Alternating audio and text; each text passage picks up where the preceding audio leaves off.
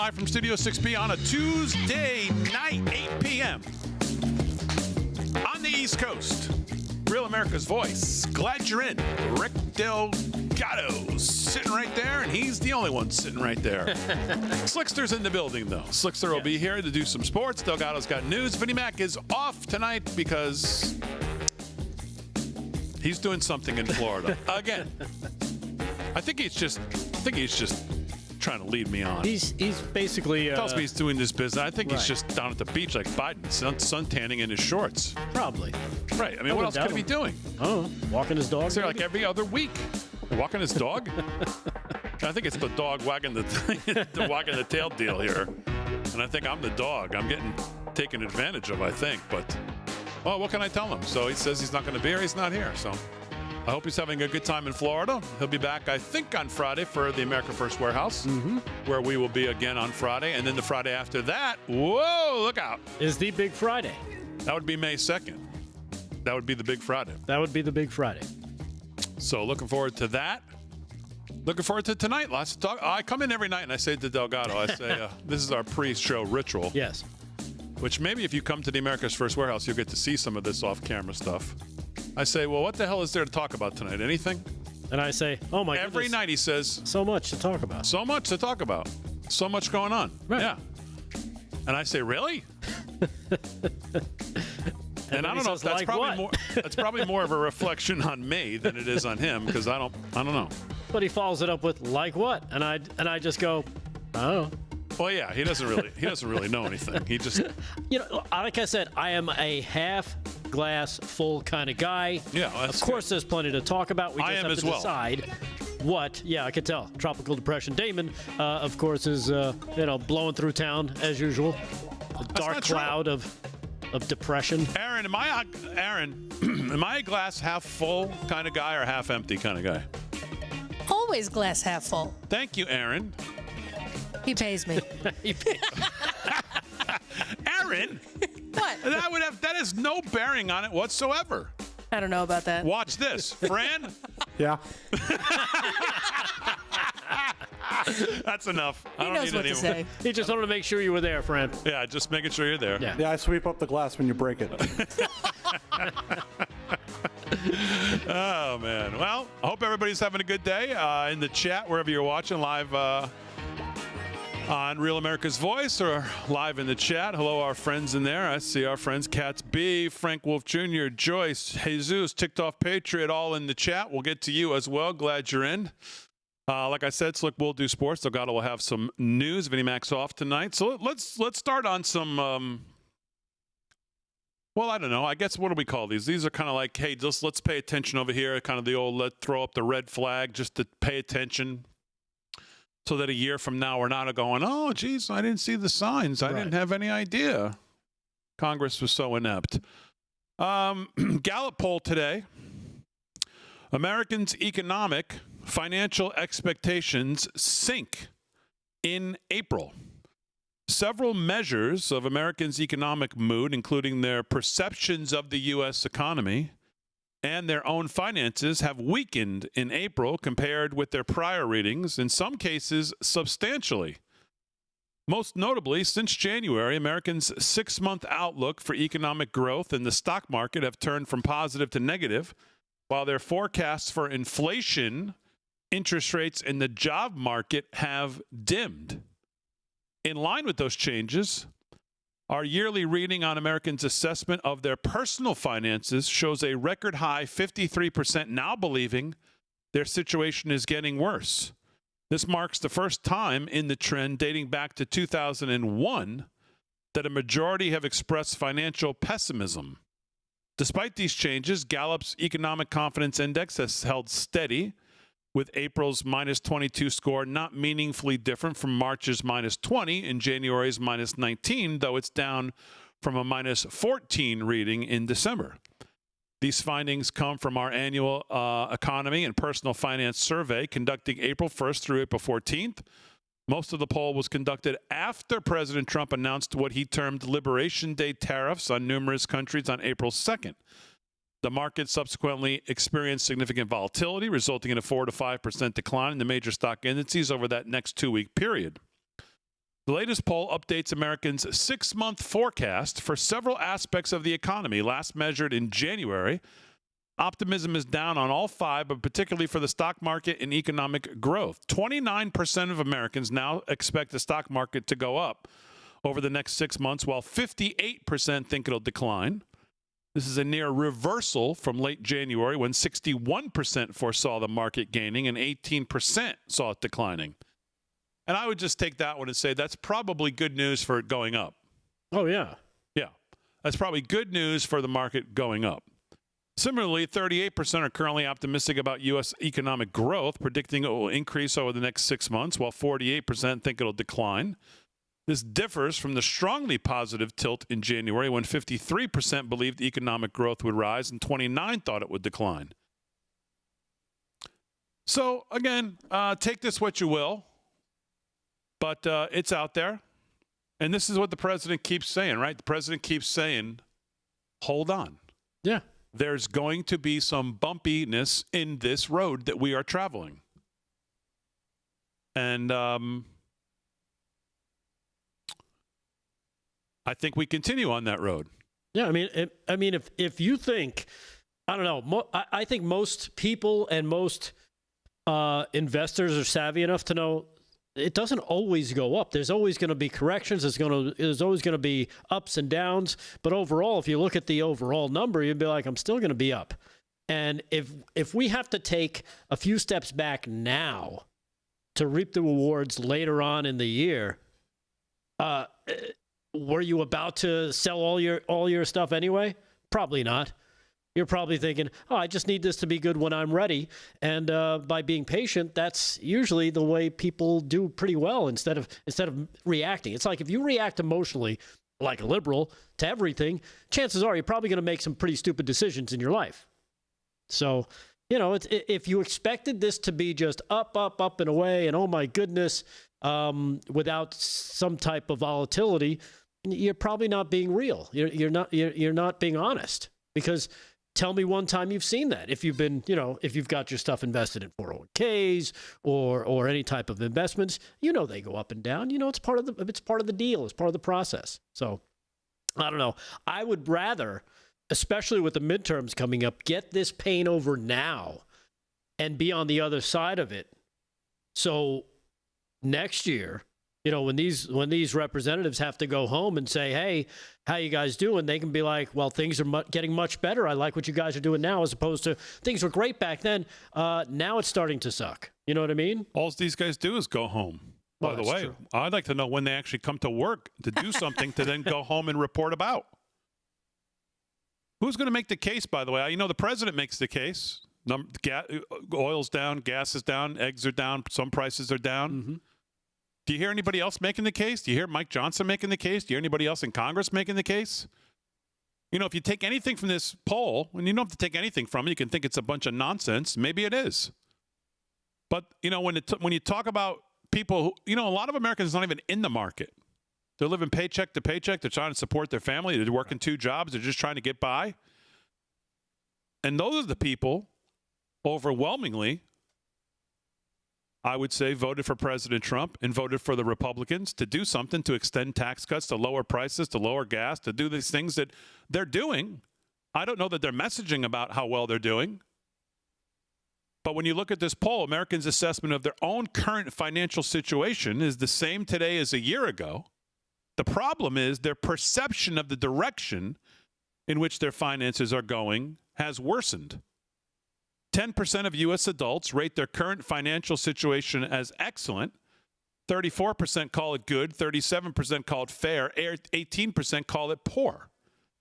While those figures are all within a point of last year's ratings, they are subpar historically. The average percentage of Americans calling their personal finances excellent or good since 2001 is 50%.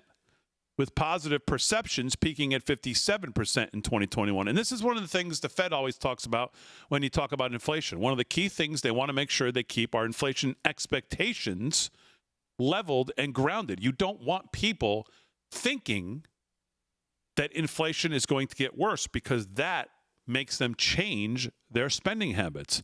That is what you do not want to happen. That's what the Fed does not want to happen. And on a different level, in a different way, that's also what the administration does not want people to be thinking. You don't want people thinking, okay, I'm okay right now, but man, I don't know how much longer I can hold on for this. And this is why we talk about this collapsed time frame between now and the midterms. And when people think about their current financial situation today, they also think about, well, where is it going in the next 6 months with all of this going on? Is it going to work itself out? Where is it going to be? You know, you want to try to level those expectations so people are not in the same way you want to level people's expectations about inflation, because you don't want them to change their spending habits due to thinking that things are, inflation is going to spike again. Right. The sky is falling. Yeah. And just to put some things into perspective, people have looked around, and I've seen it posted on X plenty of times. People are like, oh my goodness, gas is down to this. Right now, let's see, crude oil is down to $64.31. Remember when Joe Biden used to talk about, oh my goodness, he emptied out the strategic reserve, but I'm going to fill it back up again when it gets to $75. He never did that because it never got back to 75 while he was in office. It is now at $64.31. for crude oil, which is down significantly. And again, it all reverts back to energy, right? Because energy, you need energy for everything. Anything that gets to market needs energy to get it there. Anything that you need to build, you need energy to build it, to run the machines, to run the factories, to power the cars and the trains, and however you're going to get this thing to market. So it all based on energy. And as we see the energy prices start to come down, I'm sure that's going to start to reflect in the prices of everything else, because it's a ripple effect. Again, if you need the raw materials to make something, you got to get them to your plants where you're going to put these things together.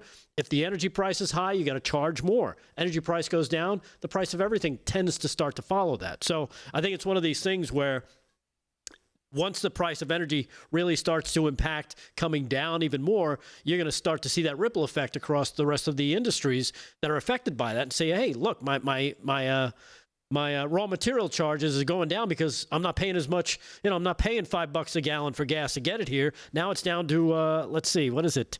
Nationwide gasoline $2.11 is the last one I see. Yeah, yep. $2.11. So I think I heard the president say the other day that he thinks there's going to be some places that may break the 2 mark, may see a 1 in front of their number. Whoa. The old days. Yeah. Yeah. Well, it was last time he was here. Yes. All right, 13 past the hour, live from Studio 6B. Slickster's in the seat. We'll talk to him when we get back, and we'll do some sports. Plus, we'll do news with Delgado, just getting started on a Tuesday night chat. Coming on in.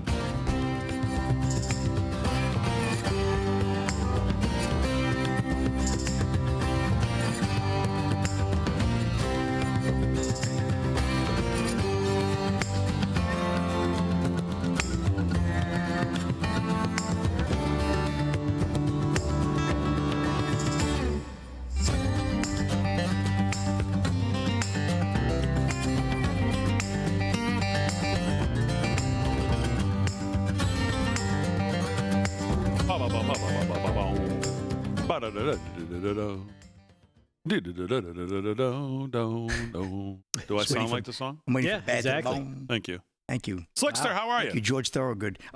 Very good, Big D. Super chat. YouTube, our buddy Joe in Las Vegas just dropped a quick $99.99. Oh! Big D. Sorry for so many people expect immediate gratification. After 4 years of Biden, patience is a virtue. Angela and I remain bullish about a Trump economy. Smart agree. play. Patience Smart is play. a virtue, but you know the political world we live in. It's a compacted It's a compacted calendar. Midterms are going to be here. Well, Joe in Las Vegas, we thank you for that. I do agree. We should have more patience with them. Oh, LSU Patriot for $5 from downtown. Hi, guys. Haven't been active in the chat lately, but never miss a show.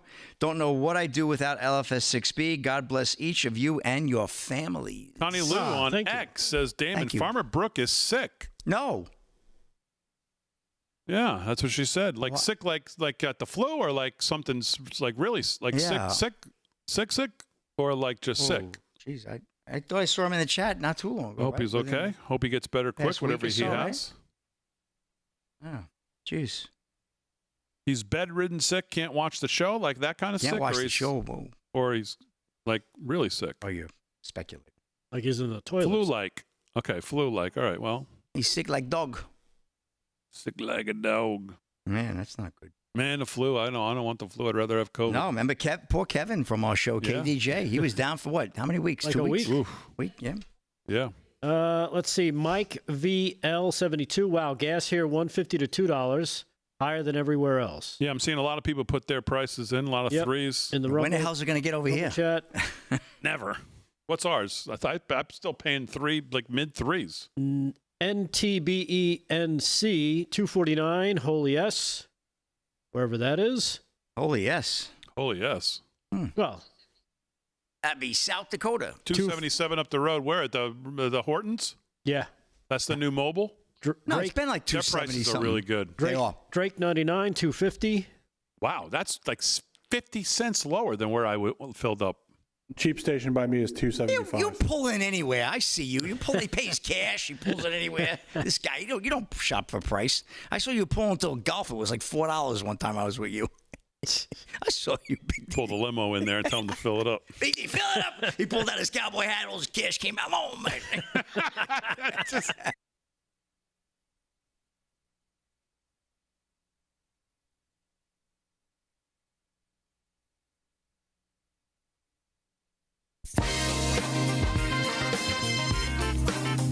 Ba-da-ba-da-ba.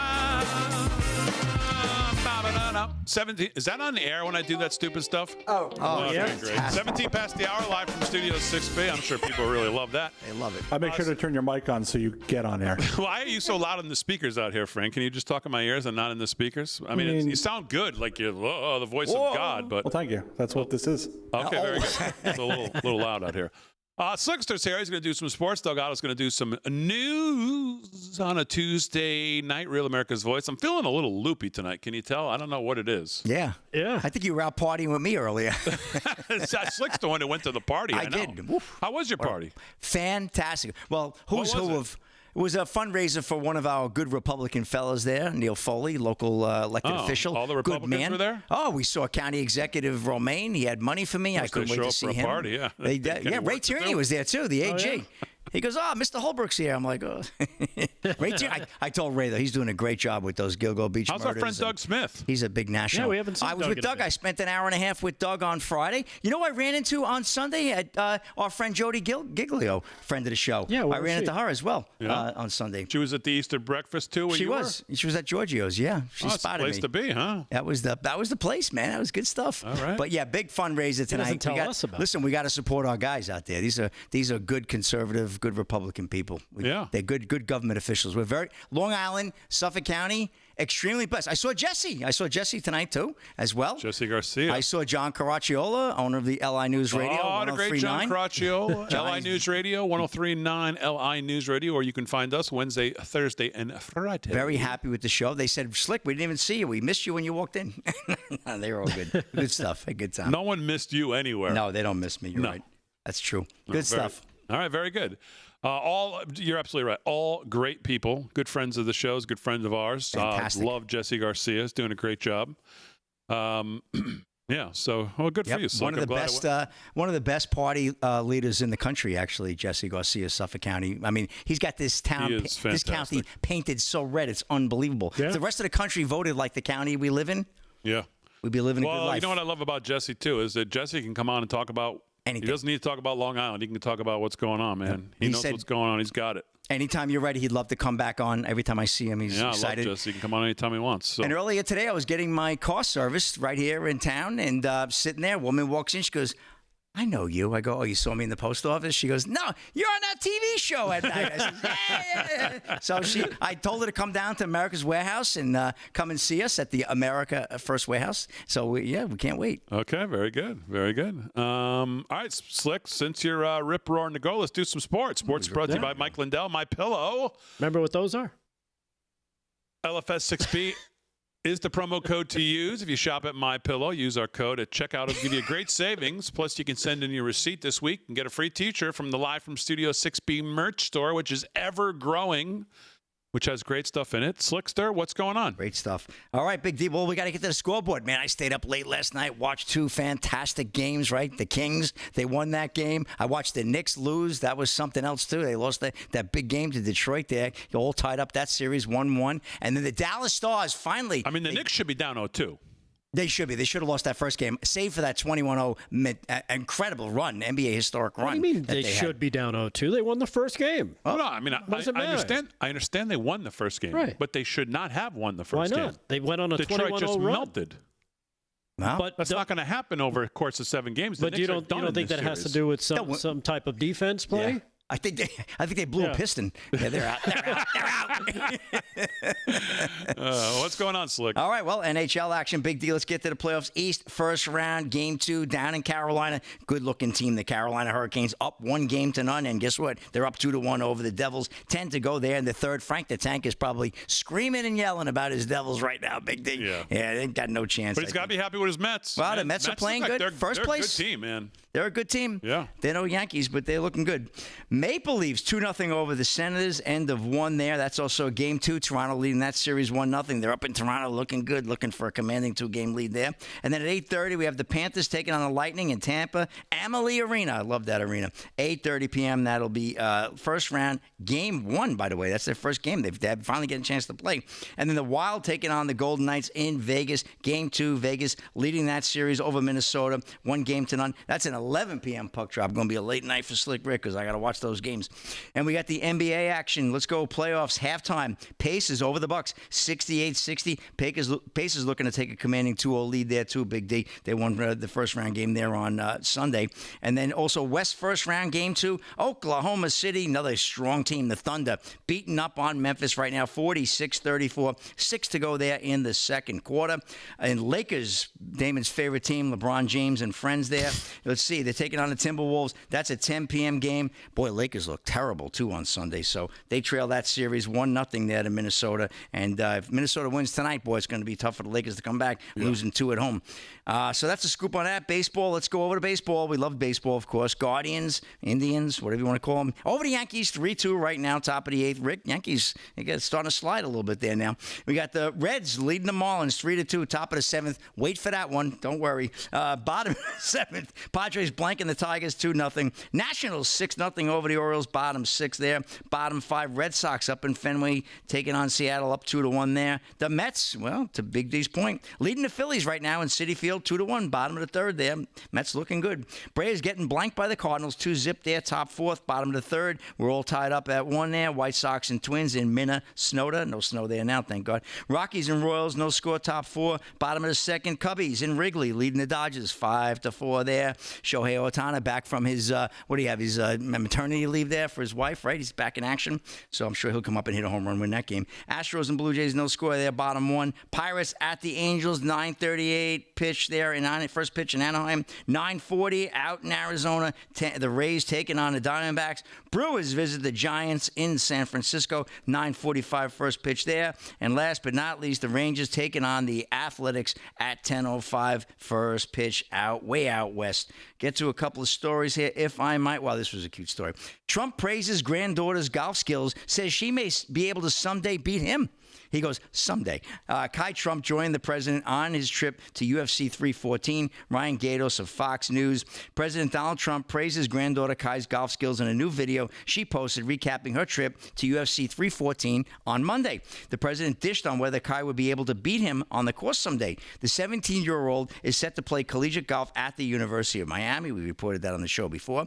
I just want to say that I play a lot of golf with Kai, and she's a fantastic golfer, Trump said in the video. She's a scratch player, which is amazing. I think someday, in the not-too-distant future, she's going to be much better than scratch. But she's doing really well, and she wins a lot of matches, and someday she'll be able to beat her grandfather. But I'm not sure when that'll be. It might be a long time. He ain't giving that up too quick. Trump's prowess on the golf course is well documented. He routinely snapped golfing with athletes across the sports spectrum. He recently played and won the Senior Club Championship at Trump National Golf Club in Jupiter, Florida. Kai committed to the Hurricane Hurricanes in August, saying in a post on Instagram she was beyond excited to be heading to the Sunshine State to continue her golfing career. I would like to thank my mom, Vanessa, and my dad, Don, for always supporting me through my journey. I would also like to thank my great team for getting me to this point. Kai attends the Benjamin School, the same school as Tiger Woods' son, Charlie, in Palm Beach, Florida. And we know her mom is obviously seeing the great Tiger Woods, so probably some good pointers from Tiger as well. Not bad company to keep there, boy, if you want to increase your golf game there, Big D, right? Yeah. I would just like to send a note out to the President of the United States, who I love and support very much. She could beat you today if you counted every stroke. That's true. We don't know who keeps score on these tournaments there. You know, she's the presidential scorekeeper. Put it out, hit it where it lies. She beats you today. I've seen her play. Yeah, she's LPGA. Oh, yes. She's going to be LPGA material, no question about that. Yes. That's a wrap, Big D. All right, 26 past the hour, live from Studio 6B. News with Delgado coming up right after this. Well.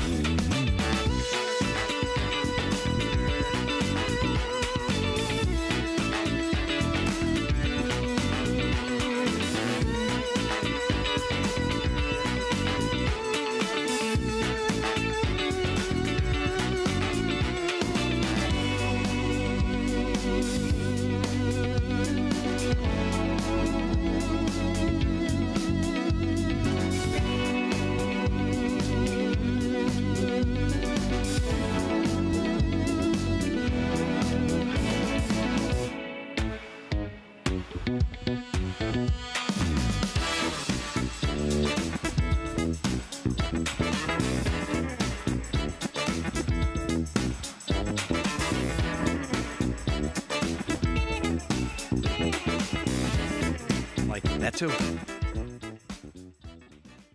We got the draft Thursday night, Big D. Can we get that on at the America's Warehouse when we're practicing? I don't know.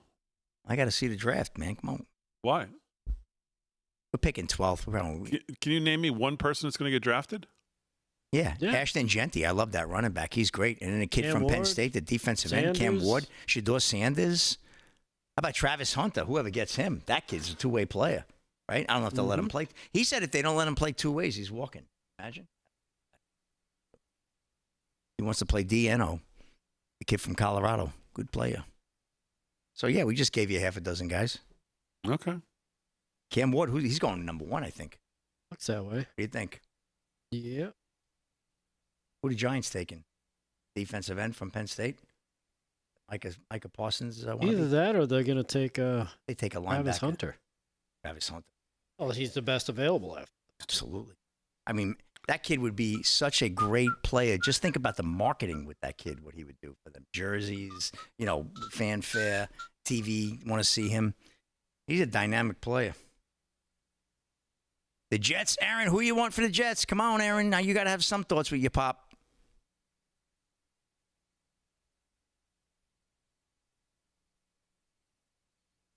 Quinn Ewers, yeah. Yeah, he's all right.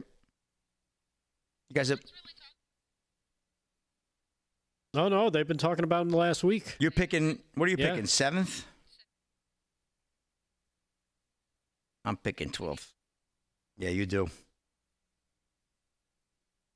A tight end. I could tell. There you go. Not to mention the coaching. That's another story. Well, we'll see. We'll see how old Aaron Glenn does. And the management. Aaron Glenn.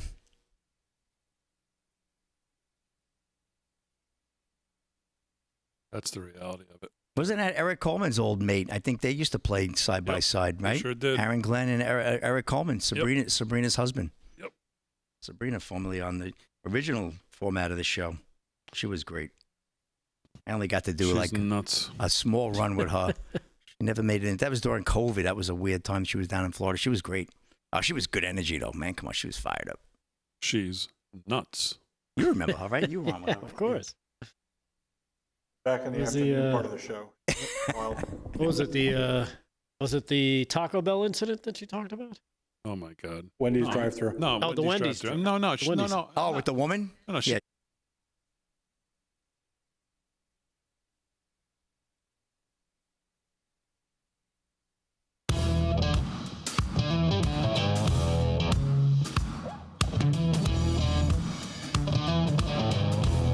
right, 30 minutes past the hour, live from Studio 6B on a Tuesday night, April 22nd. Glad you're in.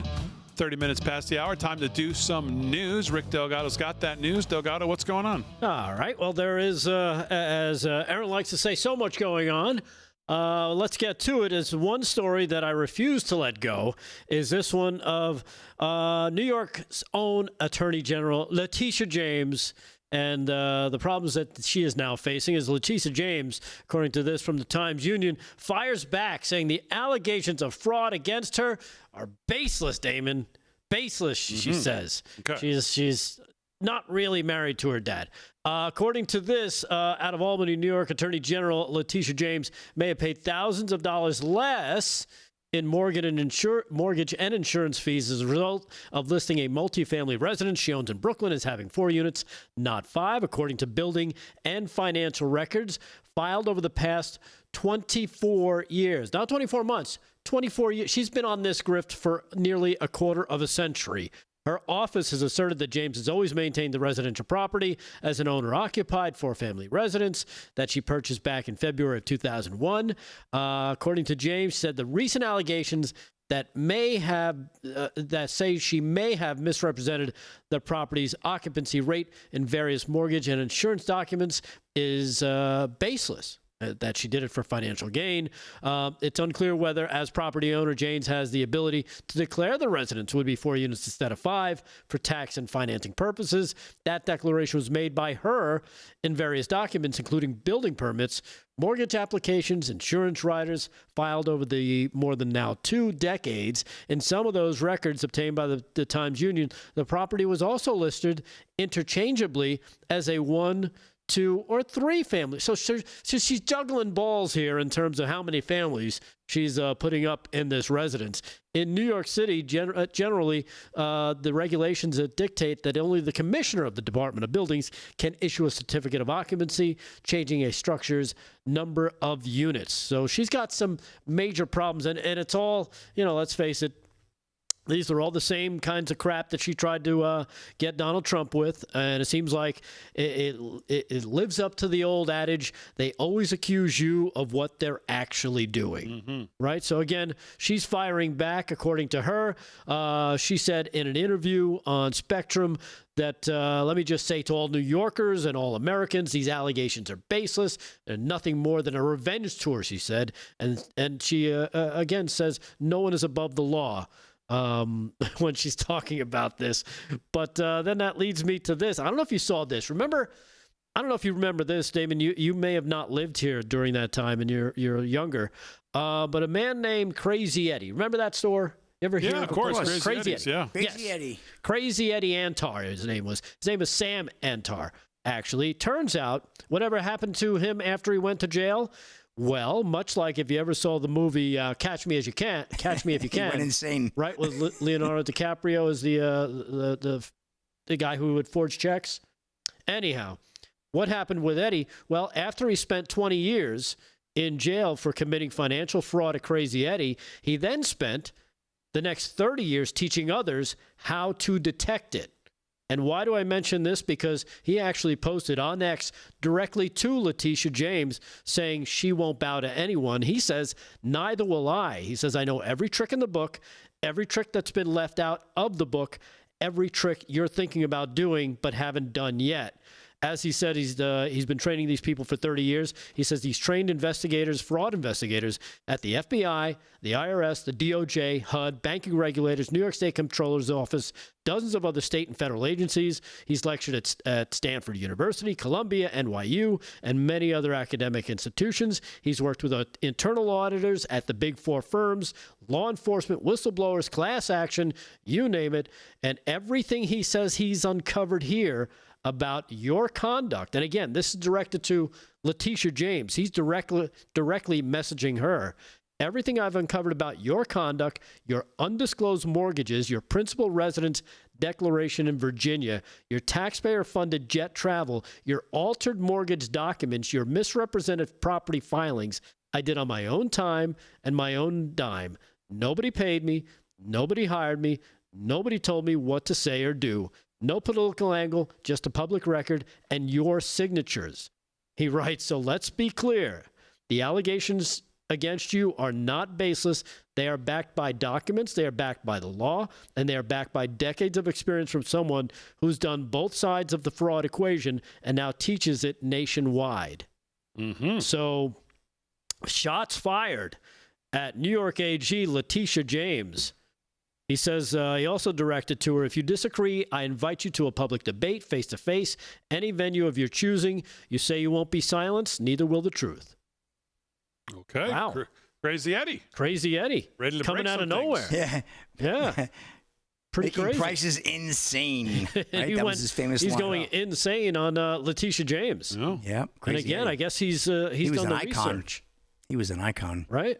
But it's amazing he's still out there. And the fact that he's taught all these people how to find this kind of fraud, and now he's talking about it in regards to Letitia James. Good for him. She might need to seek representation.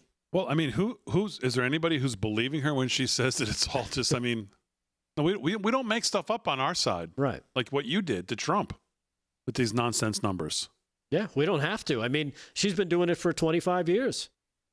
So we'll see what happens. It's an interesting little, like I said, shot across the bow to Letitia James. By the way, I bet you there's way more than just whatever the thing they're looking at. Yeah.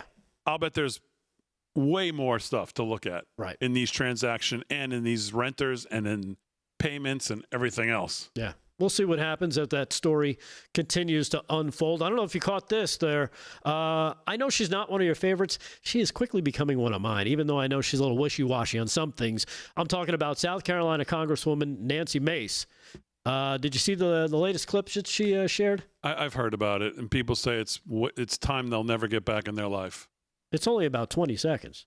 Okay. Well, I guess there was a big back and forth fu whatever. There was a back and forth. She shared a heated exchange with a trans activist, completely getting to the point where during the exchange the trans activist voice changed because of her refusal to apologize for using the word tranny. The 47-year-old Republican was approached by a person wearing a yellow sundress, wide-brim hat, chunky necklace at an event on Monday night. Initially, the exchange appeared polite, with the woman asking in a feminine voice, does your husband call you babe?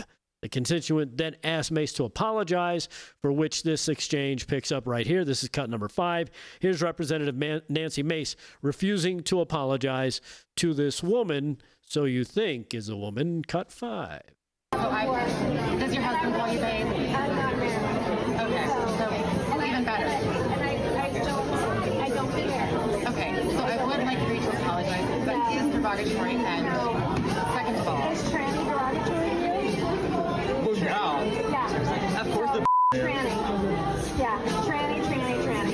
If that's derogatory, you are good. Yeah, so there you have it. Tough to hear. Yeah, Tough to hear. It sounded a lot clearer on my computer, but according to the clip, she does her voice does stunningly change.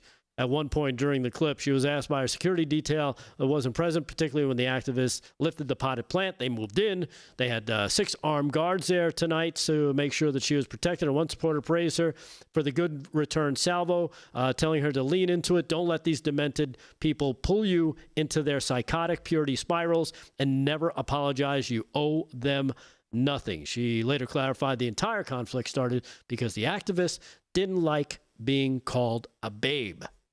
So there you have it. Interesting. Is it? I thought it was interesting. I don't know. You know what? Anytime these mentally deranged people try to get you to accept their crazy as reality, you just got to push back. You just got to say no. Like I've said 1,000. You want to play Halloween? Fine. But I don't have to accept it. I don't have to agree with it. And you don't have to force it upon everybody else. Simple as that. Yeah, well, I agree with that. All right, we'll do some more news. Rick Delgado here coming up. John Solomon's just in news. Canada's Conservatives see a reversal of fortune. Paul Revere may miss what looked like a slam dunk. From a 92.5% chance of winning down to 23.3%. Did you see this? No. The ongoing tariff row between Canada and the United States has allowed the Liberals to own the nationalist angle, while Carney's status as a fresh face has let him shed much of Trudeau's far-left baggage. Before Canadian Prime Minister Justin Trudeau stepped down in favor of Mark Carney, Canada's Conservative Party was expected to steamroll the national elections and overturn more than a decade of far-left Liberal leadership. But under Pierre Poilievre, the Conservatives have seen their electoral prospects fall off a cliff as he has struggled to meet the moment and galvanize his supporters on a promise of tangible change. Betting markets currently hand Carney a 76.6% chance of winning the election to Poilievre's 23.3%. The figure represents a stunning reversal from mid-January when Poilievre was assigned a 92.5% chance of winning. And when I read this, all I kept thinking was, I could be reading this about California, right? Yeah. Because when you look at Gavin Newsom and you look at California's representation, and in New York to some degree the same thing as well, Gavin Newsom could run and probably get elected again right now. And if he decides not to run, which I guess he's not, or he can't run again, if Kamala Harris was to run, she would probably win. Knowing the baggage and how horrendous of not only a person she is, a candidate she is, a leader she is, because sometimes it's just never enough. There's never enough destruction for some of these places, and Canada's one of them. I just think I don't know. It depends. Where's that poll coming from? Is it the same poll or is it a different poll company altogether? Because again, you got to look at who's doing the poll, who do they, how did they run this thing? Because you can manipulate any poll. Well, this is from the CBC. Canadian Broadcast Corporation's current polling shows Carney's Liberal Party with 43.2% support, while Poilievre and the Conservatives trail with 38%. Canada is a multi-party parliamentary democracy that often sees other blocs gain seats in its legislature, though no other party is expected to seriously compete for the premiership. Under CBC estimates, the Liberals have an 83% shot at an outright majority and a 13% shot at winning a plurality, while the Conservatives reportedly have a 2% chance of taking the most seats. Well, that's the CBC. That's like the BBC or NBC and CNN over here. They have their favorites. They have their the water that they're going to carry for who they're going to carry it for. And you got to just take it all with a grain of salt and say, you know what? Let's go to X and do a poll there and see what Canadians really think. All right, live from Studio 6B. We'll do some more news and sports when we get back right after this.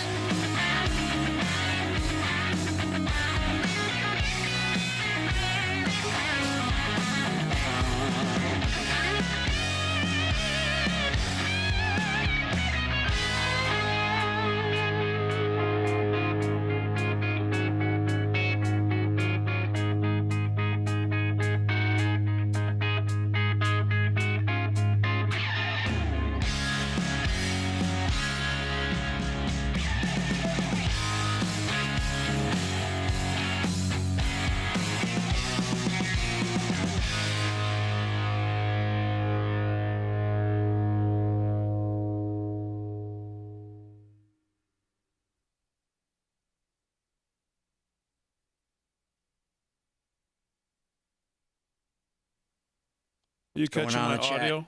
Chat. Oh, this is not clean. Chat. Joe in Las Vegas. Chat. Is anybody else having trouble with? I'm having trouble with the X chat. I'm just having trouble with X. I'm in the YouTube chat. Everything's good. Complaining about Damon and his polls again. Half glass half. They like that glass half empty. Big D. They love that one. Okay, good. Thank God.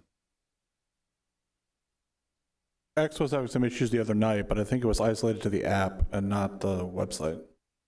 I can't pull it up on the website. Michael Sand, yes, I hear that. I'm You looking love at the me, chat buddy. now. You're the best. I'm sure it's up, but for some reason not up for me. I had flank steak tonight. If you go to x.com/LFS6B/chat, you can see just the chat. No, I understand that, but X is just not coming up for me. That's what I'm saying. Like for some reason in this browser, it refuses to come up. Yeah, I have audio, Damon. Okay. I think we have to do a calendar next year, Big D. A lot of people ask us about the calendar. Maybe next year we'll do a calendar. We could shoot it at Joe's place. It would be great. Mm-hmm. That would be a great place to actually do the shoots with all those backgrounds. Do the whole audience. I mean, look at, there's what, 6 of us on the show now. So we could fill that calendar up quick, Big D. Drag Blacker, thank you. $5 super chat. Too many conservatives get their information about other countries from the same as MSM news sources. They'd otherwise dismiss it as domestic if it's a domestic story. Old Drag Blacker. Too many conservatives get their information about other countries from the same MSM news sources. That's the truth. William Micah Riley. No relations to Micah Parsons. How you doing, buddy?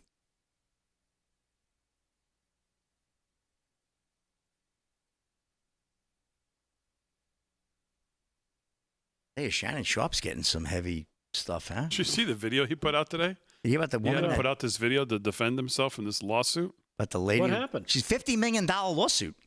54, I think, or something like that. Maybe she's covering lawyers' fees. Yeah. Wow. He put out a whole thing today. Yeah, but he's on a slippery slope. Dude, there. He's why don't you just date somebody your age and then you don't have these issues? Oh, that's the other problem. Maybe think about that. I know. Crazy. Like, you're 54 years old. She's like 21. Like, I mean, come on.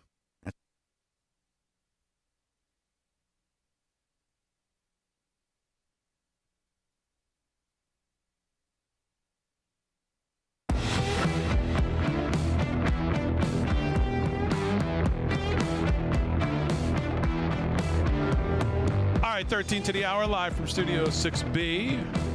On a Tuesday night, Real America's Voice. Glad you're in. Wherever you're watching, if you're watching on social media, make sure you hit the like and subscribe at LFS6B on all our social medias. And make sure you head over to livefromstudio6b.com as well. Make sure you sign up to be a member there. Let's do some more sports. Sports is brought to you by our friend Mike Lindell and MyPillow. LFS6B is the promo code to use if you shop at MyPillow for all the great stuff, whether it's for Mother's Day coming up. A lot of good stuff. Mom maybe needs new sheets, new slippers, new pillows, got to make sure mom's getting a good night's sleep. It's going to come quick. Kids making lunches, doing their work, doing laundry. I know. May 11th, second Sunday of the month. It's coming right up. Yep. MyPillow. Use code LFS6B at checkout. Slick's got sports. Slickster, what's going on? All right. Well, this is a story reminiscent of stories that we ran a few years ago. Sounds familiar, but unfortunately very sad. Cincinnati football player Jeremiah Kelly dies unexpectedly at 18 years old. Dylan Gwynn at Breitbart. Just terrible. The Cincinnati Bearcats are mourning the untimely and unexplained passing of 18-year-old offensive lineman Jeremiah Kelly, who died at his home earlier today. The 6'3", 320-pound freshman had participated in Bearcat spring practices. The Bearcats football team family is heartbroken by the sudden loss of this outstanding young man. Head coach Scott Satterfield said, "In the short time Jeremiah has spent with our team, he made a real impact both on the field and in our locker room. My prayers are with the Kelly family and those who had the pleasure of knowing Jeremiah. No cause of death has been given. We suffered a heartbreaking loss today," said Athletic Director John Cunningham. "All of us at UC send our love and prayers to the Kelly family, and we will do everything that we can to support them and our Bearcats student athletes in these difficult days ahead and as well as the weeks ahead." Kelly, an Ohio native, helped his Avon High School team to an undefeated 16-0 record and a state championship in 2024. He was an early enrollee at Cincinnati. So very sad story. And I hopefully we'll find out what happened on that. I don't know if there'll be a follow-up to that or not, but just a very sad story. And Biden believed transgender athletes had unfair advantage against biological girls. This is a report. Biden didn't say anything to reportedly avoid discussion around the 2022 midterms. Ryan Morick of Fox News. Former President Joe Biden, fresh off his beautiful Facebook picture, administration attempted to give transgender athletes, that's a classic, further protections in its revision of Title IX, but his reported true feelings were kept to himself. The proposal would have redefined sex in Title IX as gender identity, but the proposal was ultimately struck down by a federal judge in January, less than 2 weeks before President Donald Trump took office a second time. However, a new report by the New York Times says that Biden himself did not agree with trans athletes participating in women's and girls' sports. According to a number of former Biden administration officials, there remained a simmering debate inside the administration about whether those Title IX protections should extend to sports, the Times reported, saying that one side maintained that there was no legal difference between letting trans students use bathrooms that align with their gender identity and letting trans student athletes play on sports teams that align with their gender identity. However, Biden was on the other side, who believed that the competitive zero-sum nature of sports made them different from bathrooms, but that some transgender athletes would enjoy unfair physical advantages over women. Most important, one of the officials holding this view was Biden himself, the Times wrote. The Times received a quote from a former Biden administration official who said Biden was particularly focused on the competition issue. He didn't mind the bathrooms, though, huh? Of course not. However, the administration was mostly silent until 2023 because they didn't want to delve any deeper into the debate ahead of the 2022 midterms. Recent polling shows that roughly 80% of Americans side with Biden's reported feelings on the issue. An agent for Biden did not immediately respond to a request for comment. I also see a story about California. Huge amount of California is against men in women's sports. So it is starting to catch on, unless, of course, you're up in Maine there. And I'm sure there's some good people in Maine, of course. But right now they're being outnumbered there, Big D. So we'll continue to track this craziness, bringing you the constant variety of transgender in sports. Rick Amorati, back to you.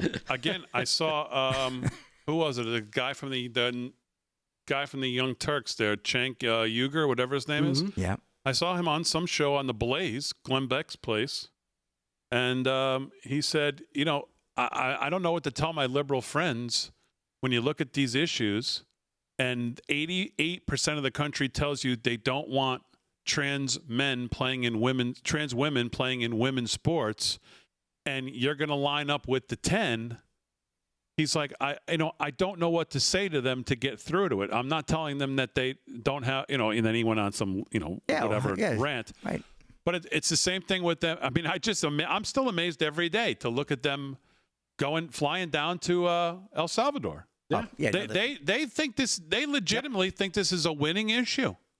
Yeah, I told you yesterday. There's this one who says she's not leaving.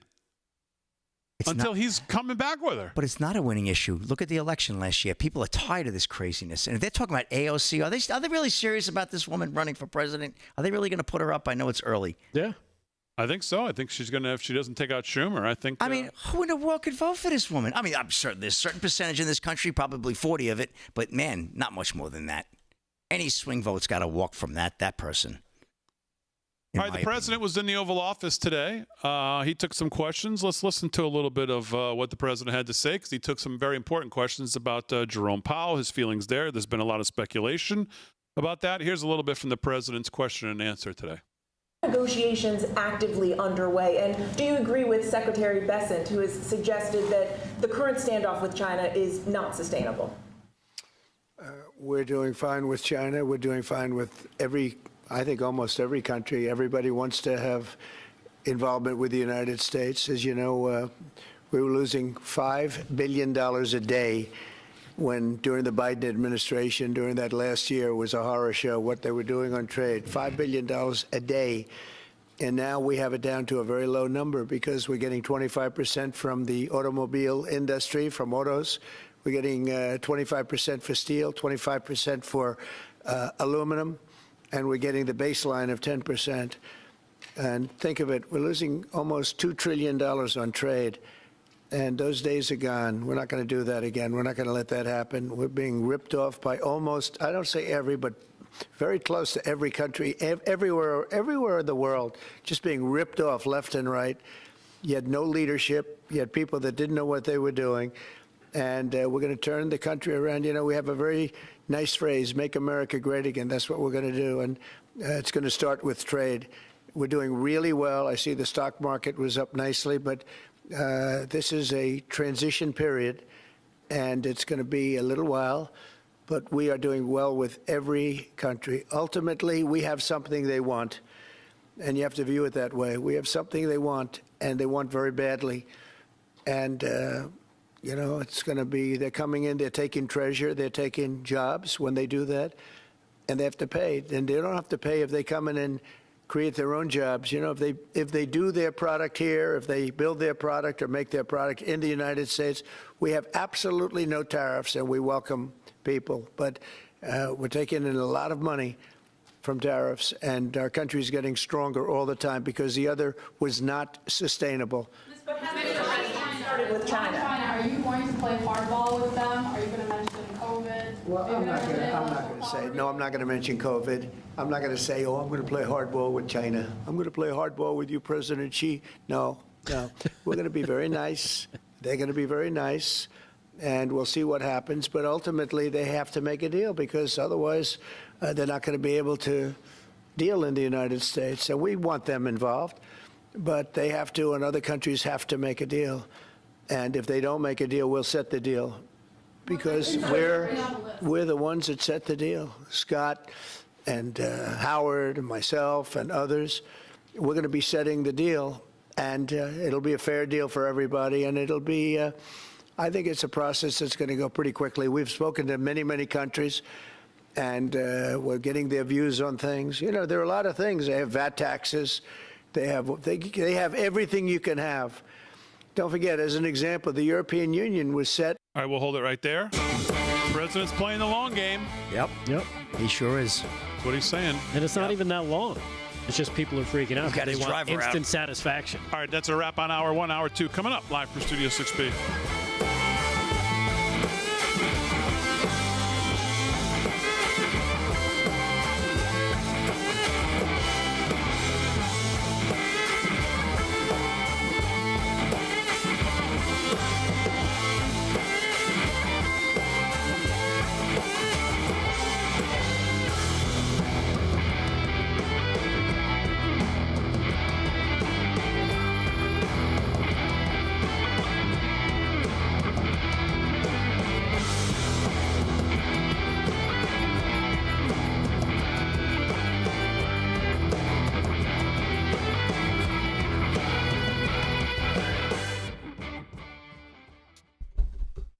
Chat, live in the chat.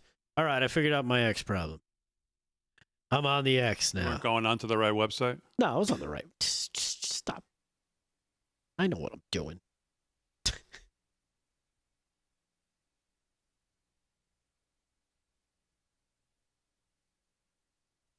Put on a suit, says Trump's election platform. Foundation is energy driving everything else.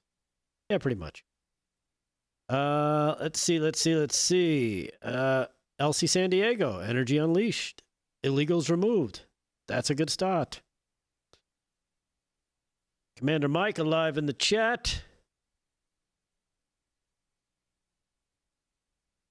LC San Diego's in there. Patrick Owen O'Hearn is in there. And Miller. You got Charles Barkley Shorts. By the way, Charles Barkley Shorts. By the way, did you see that clip from? I think it was from last night. No. From inside the. I have it. It's pretty freaking hilarious. Who Dat Nation is in there. William Lewis is in there. Lynn M2.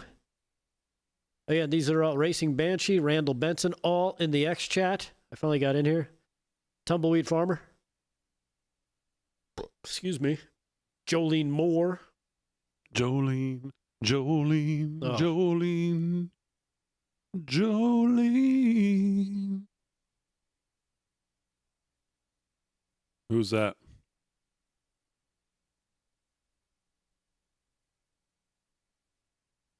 Hey, Slick. Did you get Larry Pitt's? Okay, I'll leave it for you. I'll write Michael. What do I need?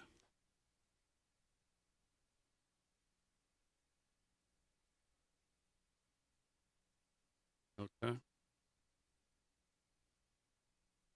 Ruby Ivy, chat. Imagine that. We're all here. Hey there, Big D, Rick A, Rick D, Aaron and Fran. She's Ruby Ivy saying hi to everybody. Larry Pitts. Larry Pitts, $9.99 is fine. What does Larry Pitts say?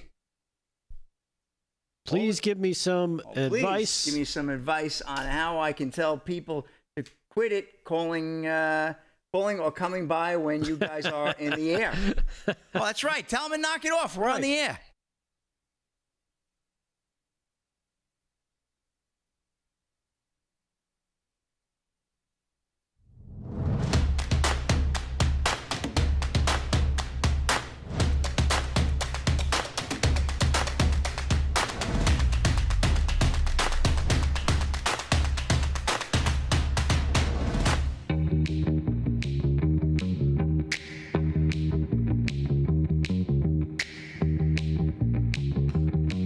All right, 9 o'clock, hour 2, live from Studio 6B on a Tuesday night. Glad you're in. Slick Rick's here. He's going to do some more sports this hour. Rick Delgado's going to do some more news this hour. We were listening to the president in his Oval Office today, swearing in the new SEC chairman. He took some questions. We'll get back to that as well. But I had some other news at the top of the show that I didn't get to. I did get to some of it. But, well, we've talked a lot about the Supreme Court. And the Supreme Court strikes again today. Supreme Court was actually the audio of the Supreme Court oral arguments was actually live today. I listened to some of it. But that was after I saw this. SCOTUS once again sides with illegal aliens. This came out about 4:17 this afternoon. The U.S. Supreme Court, following its shocking decision to block the Trump administration from deporting terrorist illegal gang members more quickly, has just issued another decision favoring illegals. Today, the court ruled that immigrants who agree to leave the U.S. voluntarily are entitled to deadline flexibility when the deadline falls on a weekend or a holiday. What? God bless. Let me say that again. Bless me. Thank you. Wow. It's not what you thought. The court ruled that immigrants who agree to leave the U.S. voluntarily are entitled to deadline flexibility when the deadline falls on a weekend or holiday. Oh, yes. I said that correct, and you heard it correctly. Come on. Because obviously illegal aliens who should never have been here to begin with deserve all the consideration in the world when authorities who are kicking them the hell out in line with the law and federal orders and the will of we, the people. And who sided with the wackos on the court? Well, that would be Justice Neil Gorsuch, unexplainably. And, of course, the Chief Justice John Roberts joined the radical leftists on the court for the 5-4 decision. How depressing that even with a supposed conservative majority on the court, Donald Trump and the American people are almost constantly being handed defeats. And here's the question. First of all, anytime I read anything that says a 6-3 majority, I just laugh. I mean, can we stop writing that, please? Let's just stop it right now. Everybody who writes about the Supreme Court, let's stop writing 6-3 majority. Just write the court is, I don't know how to, you can phrase it however you want, but stop saying 6-3 majority. It's not a 6-3 majority. Yeah. It's certainly not a conservative majority. But here's the question. If you win an election, as the president did, 80+ million people voted for him, and the main crux of what you won and ran on was this issue.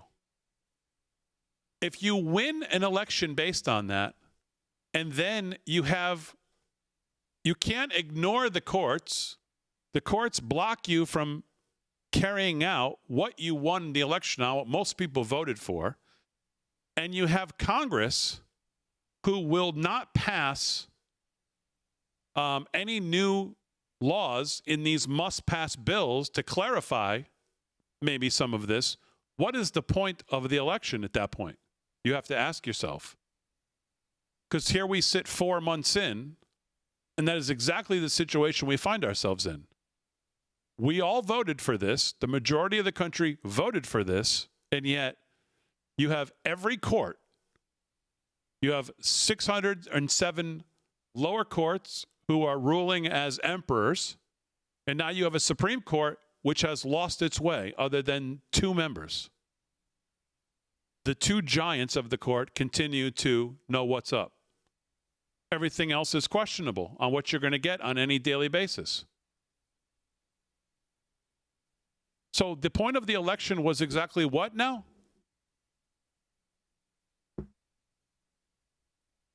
The decision comes mere days after the 7-2 ruling, reportedly only Thomas and Alito dissenting, of course, that was what it was, blocking Trump from using the Alien Enemies Act to deport dangerous gang members.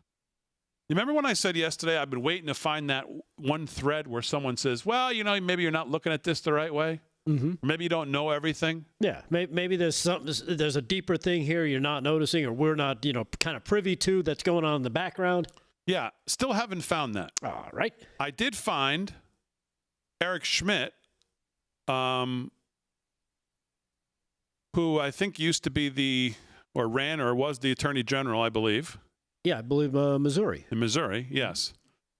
He did say... Show me state. He had a thread on this, but just clarified that, no, none of us are missing anything. It's a disaster. Just as we all know it's a disaster. But he basically laid out how egregious what the ACLU somehow pulled off here really was. And the lengths they went to try to get this to the Supreme Court and some of the funny business that went on. So maybe if I have some time, I'll get to that because I was pretty interesting. This Article 3 project, Mike Davis, who, of course, we all know on this network from Steve's show, posted today in frustration.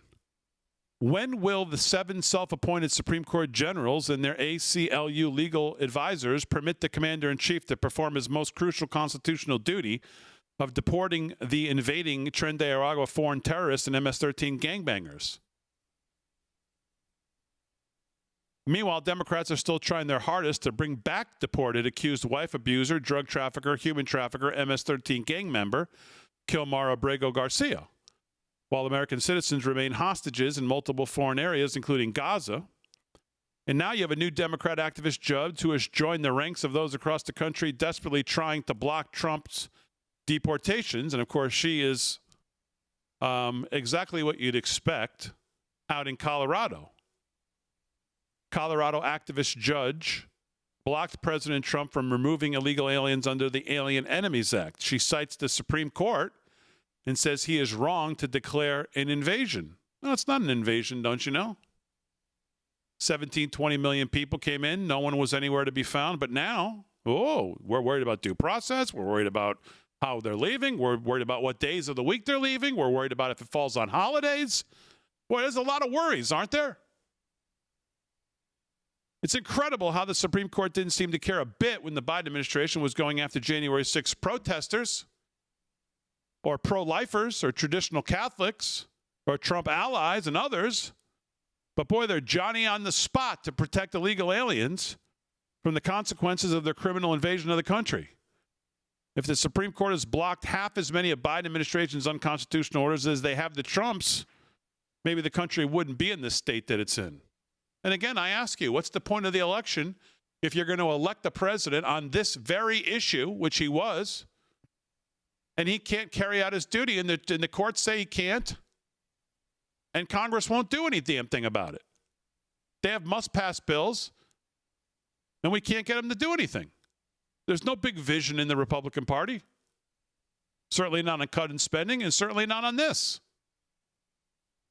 This is where we are. So the Supreme Court once again today, in case you missed it, ruled that immigrants who agree to leave the U.S. voluntarily, this must be like their parting gift. Right. Oh, thank you. Thank you very much. Are entitled to deadline flexibility. You know, it's like you go down to Aruba, you stay in some nice place, and you're like, man, I wish I could be here. I wish we had like another couple days. And they say, well, sure, go ahead, stay. Leave on a Tuesday. The weather's going to be nice on Sunday and Monday. Stay till Tuesday. Yeah, it's comped. We need a little flexibility on the deadline if it falls on a weekend or on a holiday. Or even better, how about you've just been convicted of a crime, but you don't really feel, you know what, I'm supposed to start my sentence on a Sunday. I really like Sunday dinner at home. Can I start maybe on the Thursday? Maybe that's some flexibility, because they seem to be into the criminals, having all these rights that they don't exactly have. So, yeah, you know what? You could start it next year because that's more convenient for you. How about that? Yeah. What's Crazy. Insane is that written anywhere in the law? I mean, is this legislation from the bench? Because it sounds like they put this in themselves. Like, I think this was in the suit that was brought. This is what the argument was for. So the argument was the lawyers were like, well, it's inconvenient. We'd like it not on a Sunday or a weekend. We'd like it on a this kind of day or a holiday. Are you serious? And the Supreme Court said, that seems okay. No, these people have been definitely corrupted, and now you see, you can laugh about the deep state and the tentacles, but you see it is everywhere. It is everywhere. They touch everyone. They're touching these judges in ways that we don't realize. They're probably reaching them in ways that we don't realize. That they're all of a sudden, they wake up one morning after knowing how to read the law, because that's what they've been trained to do their entire life, and be like, yeah, you know what? I don't know if I exactly know what that word means anymore. Like their understanding of the black and white, the way it's written, when you compare it to the to Alito and oh my goodness, I forgot his name. The two giants you mentioned. When you compare to Thomas and Alito, right? It's almost like, are you guys not reading the same words? Did somebody flip the words around? Did all of a sudden you wake up and you're dyslexic now? You can't really read. Well, that's why Alito's dissent the other day in the Saturday night ruling was just such fire. He's basically said, what the hell are we doing here? What are you guys looking at? Right. Because, again, the Aliens Enemy Act, right, is written already. It's not like it's this living, breathing thing that you can change words around. It's already written. Go by what it says, and you have to come to the same conclusion that most normal people would come to. Oh, that means this guy is out, basically.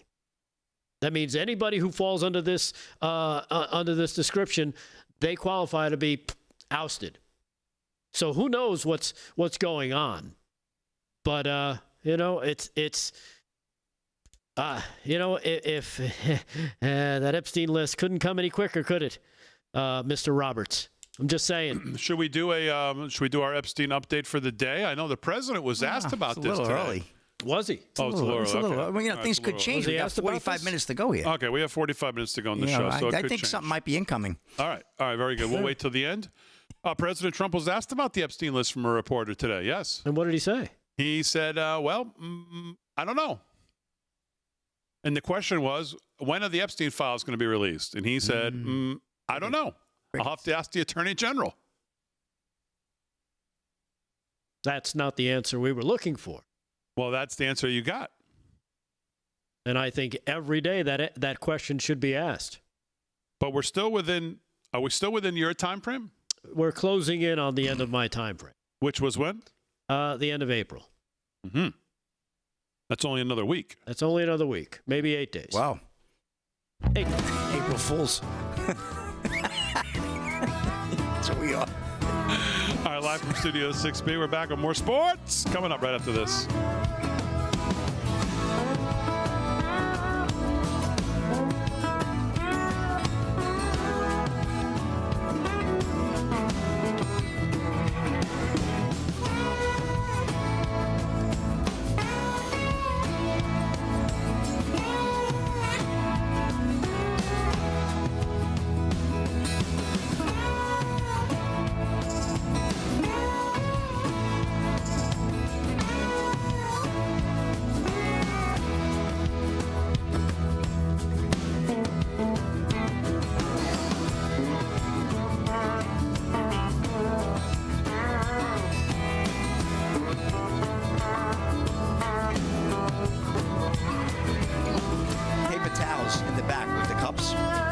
I said to them, have you seen any bottles of water? And they said, what are you trying to imply?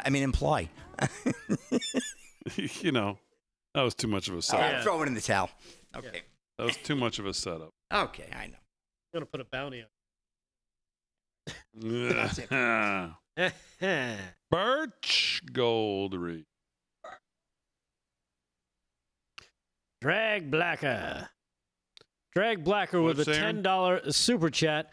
Why are you surprised that people side with the trans despite low popularity to them? It's like saying you don't support the civil rights movement because it's unpopular. They're moral crusaders. You are correct. They are moral crusaders. And we tried whatever's in the email? Unfortunately, they don't have morals. Is there a phone number in there to call anybody? No? So thank you, Drag Blacker, for the super chat. I would have let Slick read it, but he's off making himself coffee.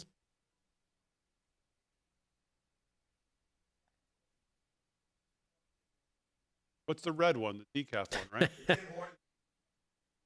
Yeah. Yeah. It's not? Who the hell drinks decaf? There's no reason to have coffee if you're going to drink decaf. Just quiet. What am I looking for here? Yeah, there's a number right here. All right, Delgado. What? What are you doing? Trying to find out where our guest is. Where's your guest?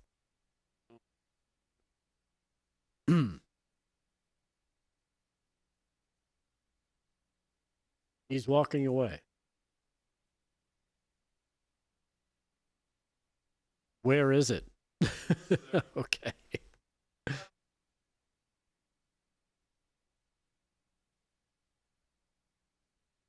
Send it.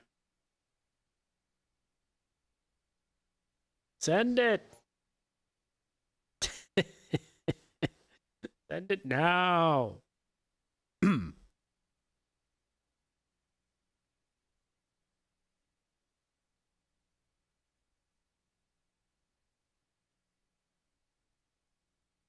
I'm waiting. Yeah, but we've only got like 15 seconds.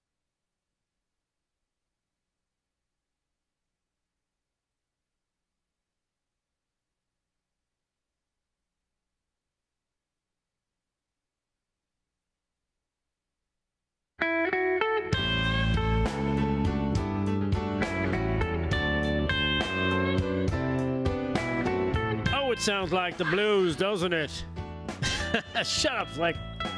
Anyhow, as you know, tariffs have been throwing around the global economy, and it is now in chaos. Potential widespread inflation tied to massive supply chain disruptions is weighing heavily on all of us, but there is a silver lining, everybody, and most people have missed it. President Trump specifically exempted gold and silver bullion from these sweeping tariffs, and while these new policies are triggering significant financial chaos, the administration preserved your ability to diversify into precious metals. If you're concerned about your savings, I encourage you to have a free consultation with Birch Gold Precious Metals Specialist and do that today. The first step to getting it started is to text America to 989898. You'll get your free no obligation info kit on gold. Learn how to hold gold and silver in a tax sheltered account, and Birch Gold will help you do it all. They'll help you convert an existing IRA or 401k into a gold IRA for no money out of pocket. Get your gold from where we do. Birch Gold. Is it finally time you did it too? With an A+ rating from the Better Business Bureau and thousands of thankful customers, text America to the number 989898. That's America to 989898, and you can find out what Birch Gold can do for you. Again, text America to 989898 for your free info kit on gold right now and see what Birch Gold can do for you. So there you have it. Birch Gold always coming through. And again, things are a little crazy right now. So take advantage of this, free, no obligation info kit on gold from Birch Gold. Hey, let's do some sports with Slick Rick back from making his coffee. Sports brought to you by Mike Lindell's MyPillow. Go to mypillow.com and you can look good and feel good as well. Take advantage of our code using it at checkout, LFS6B at checkout. You'll save yourself some good money. And again, Mother's Day is coming up. What mom doesn't want something nice from MyPillow.com? So see what you can get your mom and save yourself some money in the process. Slick Rick, what do you got for us? All right, once again, sports intertwining with politics. Rick, former NFL kicker, announces he will run for Congress. This is Who's Steve that? Del Vecchio of Yard Barker. This is former NFL kicker Jay Feely. Remember Jay Feely? yeah. He's taking a break from football to launch a career in politics. Feely announced on Tuesday that he will run for the U.S. House of Representatives in Arizona's 5th congressional district during the 2026 midterm elections. Pretty cool, right? The seat that Feely will be campaigning for is currently held by Representative Andy Biggs, who is in his 5th congressional term, but announced in January that he is running for governor of Arizona. Feely, 48, is running as a Republican. He said he was asked by U.S. President Donald Trump to run in 2022, but he did not want to pursue a career in politics while his children were still in high school. Can't blame him, right? Feely retired after the 2014 season. Wow, was that long ago? Yeah. And began working as a broadcaster for CBS. He thanked the network and his colleagues in a social media post on Tuesday. Feely spent 14 seasons, 14 as a kicker in the NFL. That's a long life, including 4 with the Arizona Cardinals from 2010 to 2013. The former Michigan national champion began his career with the Atlanta Falcons in 2001 and played for 6 different teams. Journeyman there, right? Feely made 82.6 of his field goal attempts during his career, including a career long of 61 yards. And pretty cool there, right? So Jay Feely, I remember him. He was a pretty good kicker. Became a journeyman there towards the end. Teams would grab him. I think the Eagles had him for a while as well. But he did play for Arizona. I guess obviously made that his home state. Wanted to wait till his kids were out of high school. Probably a good move. And probably had a pretty good paying job there with CBS. Probably paid more than what a congressman makes, I would think. I don't know what a congressman make these days, but pretty good salary there, though, for him. So good to see him going in. And President Trump asked him back in 2022. So, just, 3 short years ago. So very excited to see that. We'll see how he does. I'm sure we don't know. Arizona's could always be up in the air, right?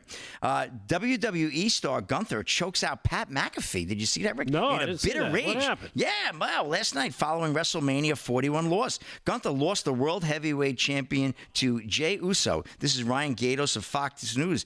WWE star Gunther was on a warpath on Monday Night Raw. We were usually on TV when that happens. After he lost the World Heavyweight Championship to Jey Uso at WrestleMania 41 over the weekend. Gunther got into the face of play-by-play commentator Michael Cole and was about to put a submission hold on him before Cole's partner, former NFL punter Pat McAfee, he has a small show too on ESPN, I don't know if you ever heard of it, stepped in and stopped the former champion from causing more damage. What do you know? But McAfee appeared to run into a buzzsaw of his own. Gunther immediately attacked McAfee and put him into a sleeper hold. McAfee's ESPN producers jumped over the barricade in an attempt to stop the ring general, but was stopped by WWE security. Eventually, Gunther pulled himself off McAfee and walked to the back. McAfee was out of the rest of the broadcast, replaced by Joe Tessitore. The Austrian superstar appeared to be extremely unhappy with his performance at WrestleMania 41. Uso made him submit in his stunning win to pick up his first world championship. Gunther told Fox News Digital in the hours before his match that he was happy with being the party pooper of WWE. However, it was Uso who rained on his parade. So anyway, this is going back and forth. But boy, I hope Pat McAfee is going to be okay and do that show. He's like one of the best there is, right? Yeah. Unbelievable. So crazy stuff there, Rick. And that's a wrap in sports. I'll have an update on those playoff hockey scores, both NHL and NBA. And we'll give you one last look at the baseball scores as well before we close it out. Rick, back to you. All right. Well, thank you, Slick. And again, Slick Rick Sports brought to you by Mike Lindell's MyPillow. You can go to MyPillow.com, use our code LFS6B at checkout, and you can save yourself a lot of money on some stuff. And again, Mother's Day is coming up pretty quick, so you might want to take advantage of that. Get mom or the special lady in your life who could be a mom or will be a mom soon. Get her some cool stuff from MyPillow.com and save yourself some money. And also send us that receipt. Prove that you use our code, and you'll get a T-shirt of your choice. Hey, Slick, I don't know if you saw this. Of course, the NBA playoffs are going on. This is sports related. Not sure if you had a chance to see this, as Shaq, Charles Barkley, and the boys there doing their halftime skit, show. Yeah. Yep. Inside the Kenny the NBA. Jet. Cut number 13. Here's what happened during the broadcast on TNT, where Shaq had to leave the stage at one point. This is cut 13. Shaq's gotta go. Check it out. The other thing about Kawhi is, you all right, big fella? You all right, catching a cramp? Go ahead, keep talking, Jeff. Yeah, we're on TV. I know what we're doing. Go ahead. Yeah, that's that olive oil you've been drinking. I know. Hey, take some matches with you. Yeah, an Adler moment. Hey, listen, he couldn't hold it. He can't hold it. After 40, he can't hold it. That's a first. He can't hold it. Shaq had a leaky crack. That wasn't something planned, was it? No, not planned. Turn his mic off. Oh, man, oh, man. Turn the mic off. Talk about a Shaq attack. That's a Shaq attack, all right. That's exactly what he did to that toilet, Lord. I think. Man, oh, man. So there you have Shaquille. Must have posted up on that one. And of course, Barkley, make sure you bring matches with you. I don't know if you guys saw this as well. Joe Biden. Well, it wasn't Joe Biden. It says it sounds like Joe Biden. And we know he's had trouble locking down some of those $300,000 speaking gigs he's been looking to do, Damon. But this guy could probably fill in for him pretty good. If you haven't seen this, I missed it when it first came out. But here is this guy explaining the plot of Joe Biden's explaining the plot of Star Wars. Check this out. Cut number 14. Watch this. Hey, Dad. Do an impression of Joe Biden explaining the plot to Star Wars. So there's a galaxy parked on the side of the a long time ago, back when I was working full time at anyway, I was the head of the embassy. It doesn't matter. Far away, there was galaxy and there were robots. Yeah. And the robots, they were not the droids you were looking for. Yeah, he's good.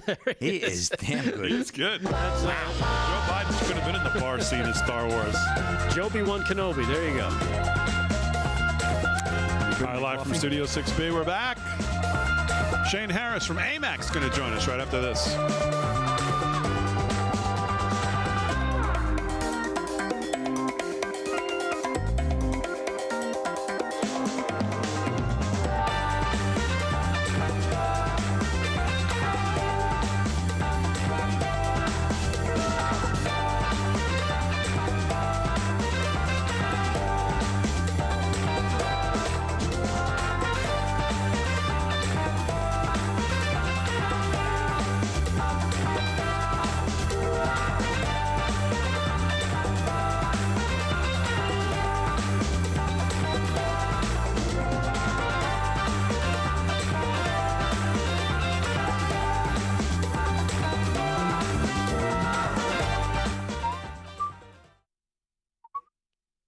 RD Bull in the rant chat. In the Rumble chat, I should say. You might be right. Maybe somebody saw their name in that list and decided it's got to disappear. Who knows?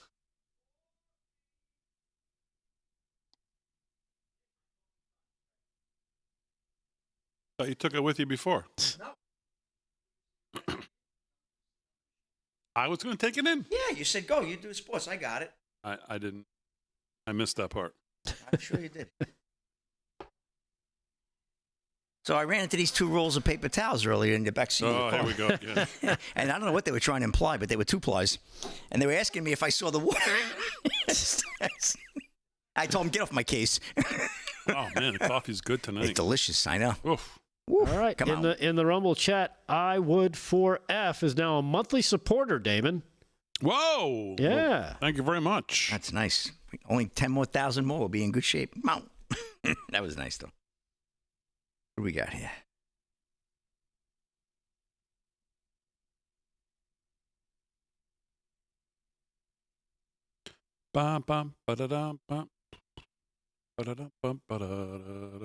I Would For F.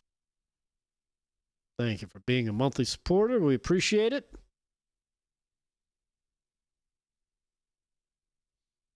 Small Town Barbie says, consider that holding the Epstein files is for our safety.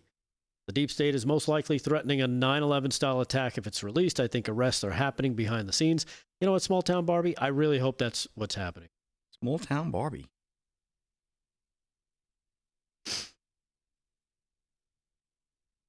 Purple iridescent shoes. Jesus Perez. No, we don't. I'm looking for a good pair of purple. Can't find anything. I saw one pair.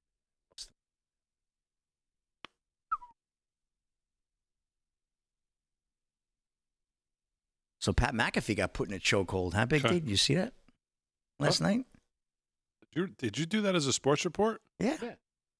WWE was the security intervened and they wouldn't let him come in. That was Pat McAfee. Was he on the show today? Crazy. You should have seen it. I did see it. They said it was raw. I saw the raw footage. Literally. Oh, Big D. He got more puns than Intamin's got buns.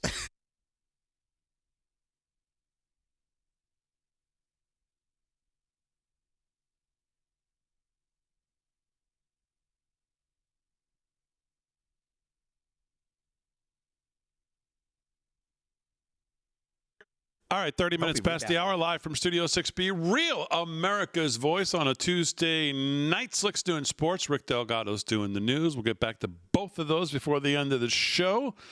But right now, please welcome the editor-in-chief from AMAC Newsline. That's Shane Harris to the show. Shane, how are you? Good. How's it going? Thanks for having me. Very good. Good to have you on. Thanks for giving us a few moments here on a Tuesday night. There's been a lot of talk in the news lately about Joe Biden and who was actually running the country and Joe Biden's cognitive decline. We played this clip of Elizabeth Warren still saying that when she looks back, she still just didn't see it. I just didn't see it. I was with Joe and he looked like he had it together. And even the liberal whack job host that was interviewing her said, Senator, what are you talking about?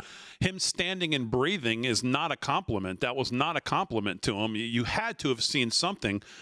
When the American people look at this, they say, we want accountability for this. And now you're seeing reports about Ron Klain. Maybe he was in charge of the auto pen. Maybe he was the running the country. Of course, you have Susan Rice, Valerie Jarrett. You can go down the list of people who were hiding Joe Biden's mental state. What should be done about this and who should be doing it? Yeah, well, first of all, if Elizabeth Warren thinks that Joe Biden was completely with it, was mentally competent, then I think she needs to get checked out as well. Yeah.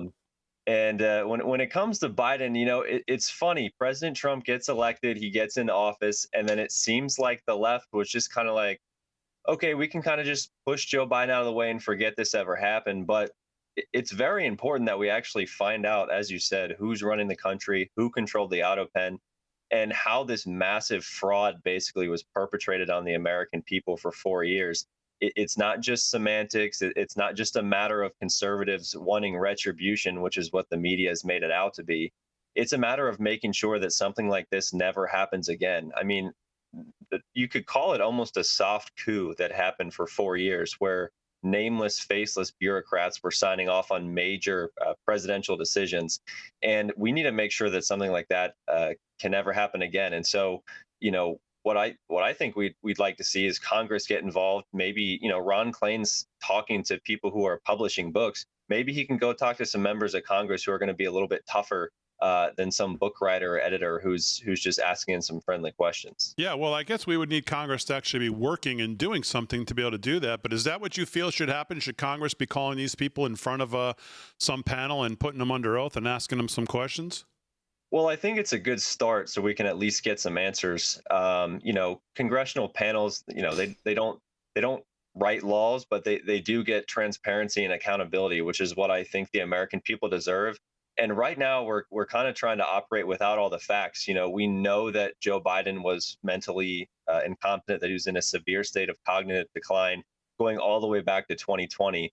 We know that we were all lied to for 4 years, even though we could see it right in front of our faces.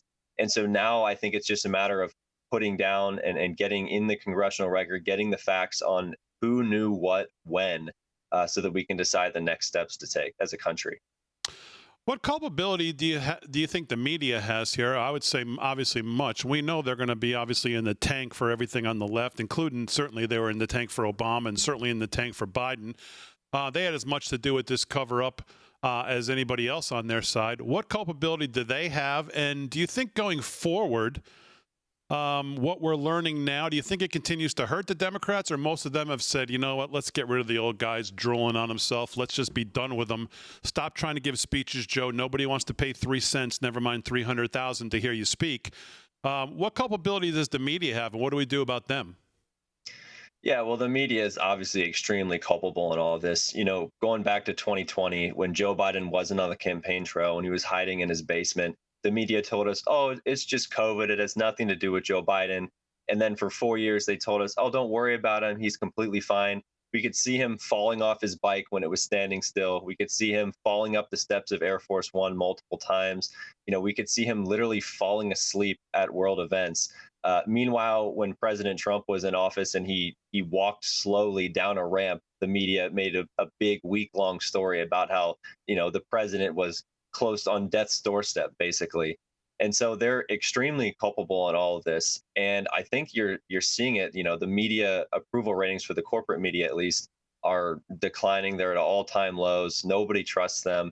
And so they're extremely culpable in all of this, and I don't know how they regain that trust back. You're starting to see some outlets like New York Times, Washington Post come out and say, well, yeah, Joe Biden wasn't with it all along, and we kind of knew it. But I'm not really sure where that gets them, because telling somebody you've lied to them for 4 years after that person's already out of office, I don't know what good that does for them. Yeah. Totally agree. And I mean, I'd ask you about this happening again and how we prevent it from happening again. But I think the main thing is we got to get some younger people, obviously, in government, which I guess is the main thing. But anything else going on at AMAC Newsline you want to tell us about? Anything you guys are writing about? Some of the stories you're looking at? What's going on there? Yeah, well, thanks for asking. We're covering issues just like this. We're covering tariffs. We're covering the border. We're covering what's going on with Doge. So definitely check us out, amac.us/newsline. We cover things with, we're not ashamed about it. We cover things with a conservative slant, but we're also telling our readers what the corporate media isn't telling them. So definitely recommend everybody heading over there to check that out. Yep, and we recommend you become a member of AMAC. Great stuff you get there, amac.us/Studio6B if you want that discount. I'm not sure what the deal is right now, but whatever it is, it's going to be good. It's way, way, way cheap. And what you get from AMAC is great stuff. Go to amac.us/Studio6B, amac.us/Studio6B. Shane, thanks for a few moments tonight. Really appreciate it. Thanks for all the good work you guys are doing. Thank you. All right, Shane Harris, the editor-in-chief over there at AMAC Newsline. Just one of the many things you get with your AMAC subscription is access to their newsline and to the they've got great writers that they put on their website as well. So great stuff at amac.us/Studio6B. All right, let's do some news. Rick Delgado's got that news. What's going on, Delgado? All right. Well, I don't know if you saw this come out on X. I just saw it today for the first time.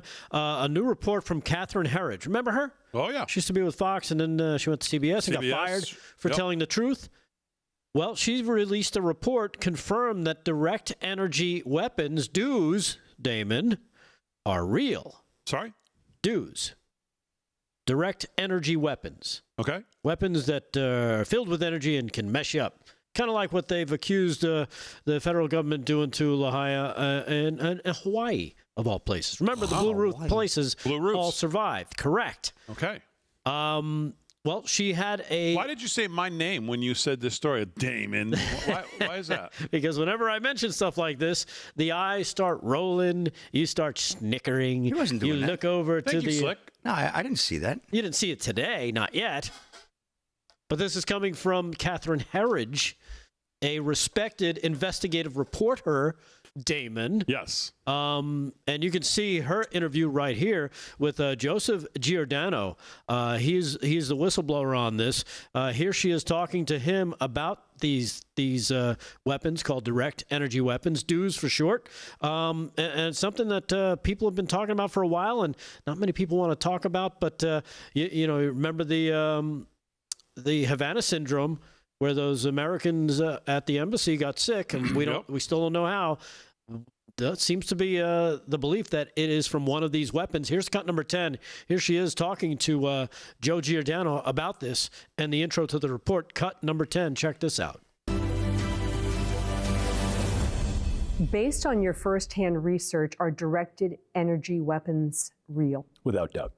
Have directed energy weapons been used against U.S. government personnel? Absolutely.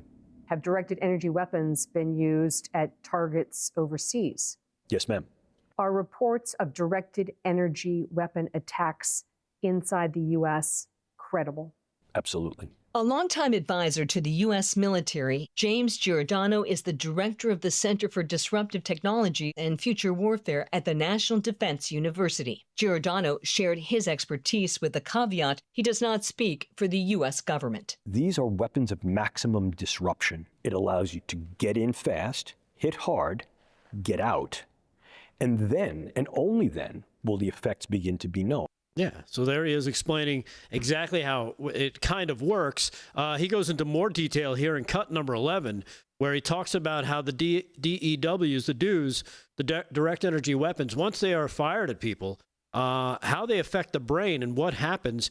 Here it is, cut number 11.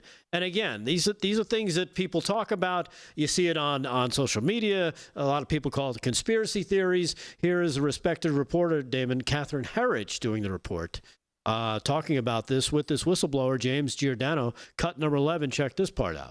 Giordano showed us how brain injuries like Beck's can happen. Hollow spaces in the skull, the mouth, nose, ears, and eye sockets can become echo chambers, funneling energy waves into the brain with catastrophic consequences. I think the easiest way for a layperson to understand what particularly rapidly pulsed microwaves could do is to think about something like Wi-Fi connections in a cellular phone. So if you were to take your phone and put it in the microwave oven for a second or 2 seconds, you would take the phone out and structurally it would look fine. It would seem that it would be working just fine for you on some levels. But the actual sophistication of that phone would have been changed as a consequence of the microwave damage. And not only will it change then, but that change is durable and characteristically progressive. That's what a directed energy weapon attack does. Yes, ma'am. Yeah, and that's what it does to the brain, and that's how these people get injured. And, it's something that people think is just, it's something you might see from a movie. But believe it or not, according to this story from The Blaze, General Mark Milley said the Pentagon approved direct energy weapons use on June 2020 D.C. rioters, believe it or not. He told a small group in October of 2024, we had direct energy weapons at Lafayette Park in June of 2020. That coming from retired General Mark A. Milley. Of course, you remember him. He was the chairman of the Joint Chiefs of Staff under President Trump and Joe Biden. He told colleagues that he and the Defense Department authorized the use of these directed energy weapons against those June 2020 rioters at Lafayette Park in Washington, D.C. He told that small group, according to Blaze News source, who were present at the meeting, in the full context of the discussion, I took that to mean that both Milley and Secretary of Defense Mark Esper had signed off on the use of those weapons. So pretty damning stuff, pretty crazy stuff. And investigative journalists, like I said here, Catherine Herridge reported on this case, specifically of this former CIA officer who's now been disabled after being targeted with one of these dudes while in Africa. His name is, I lost it here, but he's been basically disabled since that happened, and his symptoms just keep getting worse and worse. He's been denied medical claims for what he's been suffering, and it's a really sad story. And again, these things are for real. So if anybody starts to tell you, well, that's just make-believe, you're watching conspiracy theorists, you have it from the chairman of the Joint Chiefs that they actually unleash this stuff on the American people as well. So keep that in mind. And a little sobering stuff there, Damon, on direct energy weapons. How you doing? What? All right, 17 past the hour. We'll do some more sports and news to wrap it up on a Tuesday when we get back right after this. Mountain Dew.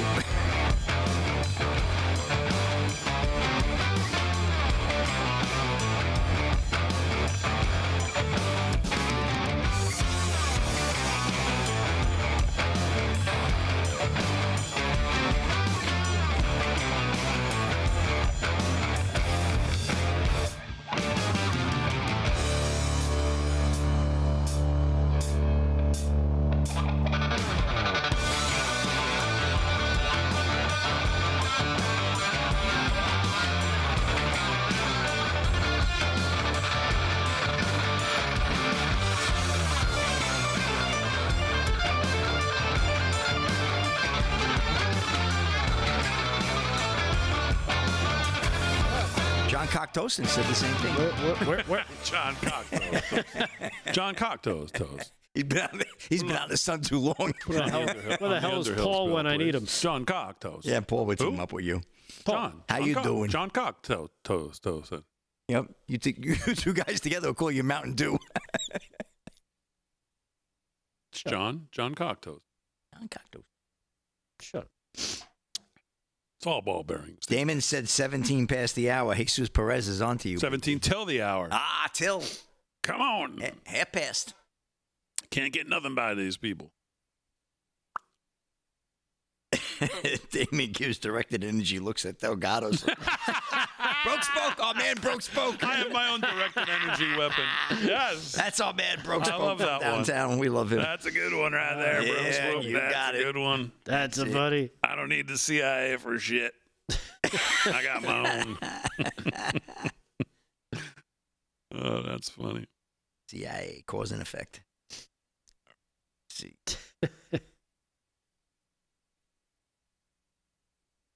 Brett Barry, they could have been. Remember those women that got sick that were sitting on a part of the stage near President Trump in Arizona? Oh, yes. That was unexplained. Where it was really odd and unexplained, and all of a sudden they all came down with something? That definitely could be. And you're onto something there.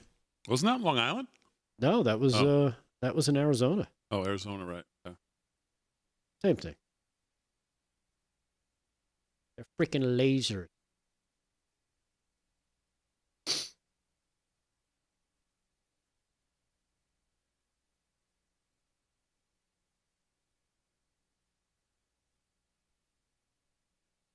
Who else in the chat? What do we got? Yes, Kelly Reeves, I was giving them the old stink eye. You are correct. You are correct.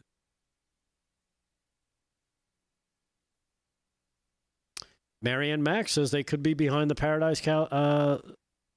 the California wildfires. That could very well be right.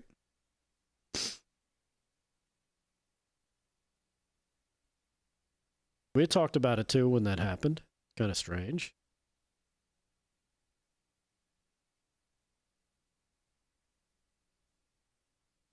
Go over to the Rumble chat. See what the Rumblers are saying.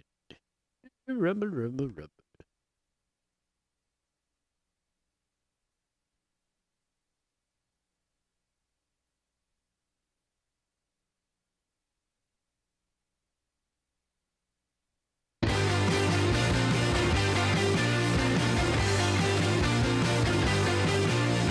All right, 13 till the hour on a Tuesday night, live from Studio 6B.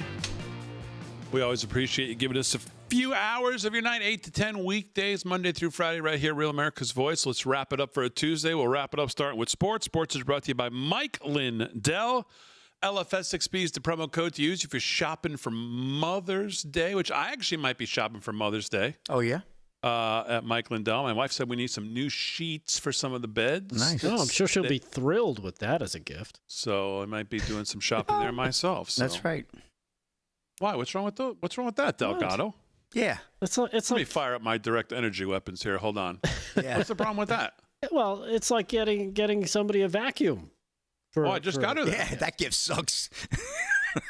Dude, I just got her a new vacuum. Get her something nice that she can use, not to lay your sweaty back on. Well, I mean, if she's going to do stuff she's going to use, what would be better than a vacuum and some new pots and pans for the kitchen? And thank you, folks. I know that's she's a great show. Erin cut the show. I know she's not listening now. Blow up the whole Big D from downtown. Come on. Why would she listen to this? All right, Slick.